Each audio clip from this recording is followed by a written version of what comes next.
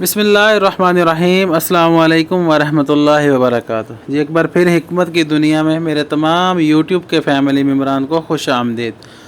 आज हम जिस मौजू पे बात करेंगे वो कोई जड़ी बूटी नहीं बल्कि एक ऐसा मर्ज़ है जिसमें हर छोटा बड़ा आदमी, मर्द हो चाहे औरत हो, मुब्तला है। वो है मैदे के अमराज़।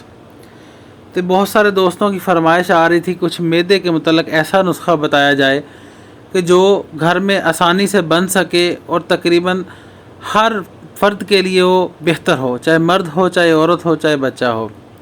तो इसके मुतल्लिक़ मज़ीद बात करने से पहले मेरी तमाम नए आने वाले दोस्त अहबाब से गुजारिश है कि मेरे चैनल को सब्सक्राइब कर दें और साथ में घंटी के बटन को दबा दें ताकि तमाम नए आने वाली वीडियो आप तक बआसानी पहुँच सके।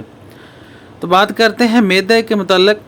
मैदे की ख़राबी की जो मेन वजह है वो होता है उल्टा सीधा खाना खाना या टाइम पे ना सोना, मुरगन ग़िज़ाओं का इस्तेमाल करना, फ़ास्ट फूड को इस्तेमाल करना या और बहुत सारी वजहें होती हैं। तेज़ मिर्च मसाले इस्तेमाल करना अपने खानों में, ये मेन वजह है मैदे के ख़राबी की वजह से। या फिर कुछ एंटीबायोटिक ऐसी अद्वियात होती हैं जिनका मुसलसल इस्तेमाल आपके मैदे को डिस्टर्ब कर देता है। तो ऐसी सूरत में सबसे पहले तो आपने कुछ करना ऐसे होता है कि सुबह उठ के आप एक रूटीन बना लें। जैसे ही सुबह उठें, निहार मुँह फजर के टाइम आपने 1 गिलास पानी का इस्तेमाल करना है।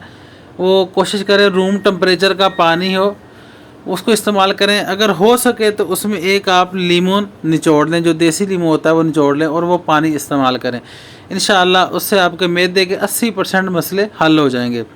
और दूसरा कुछ आपने ऐसा करना है कि अपनी नींद को मुकम्मल करना है, नींद पूरी करना है। इंशाअल्लाह उससे भी आपके मैदे को बहुत ही अफाका होगा।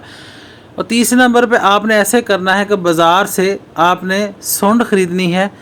सौंठ, रेवंद खताई, नशादर पाउडर अच्छी क्वालिटी का और सोडा जो खाने वाला होता है सोडा, वो ये 4 चीज़ें आपने बराबर वज़न ले लेनी है।